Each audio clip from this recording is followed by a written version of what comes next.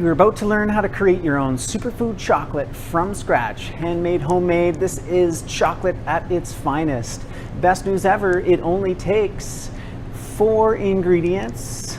What you've got in your chocolate making kit requires very little equipment and machinery, and the time is going to be just like that. The longest you're going to have to wait is for the chocolate to melt, to get it set up, and to set, to be ready to eat. But hey, you can be tasting all the way in between. My name is Malcolm Saunders, and I've been teaching people how to create their own chocolate from scratch in their own homes for more than the last decade, probably about 12, 13 years.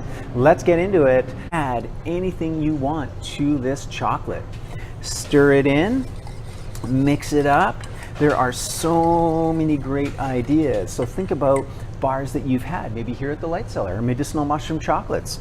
At this stage, we would put in the mushroom extracts. In they go, boom, now you've got medicinal mushroom chocolate.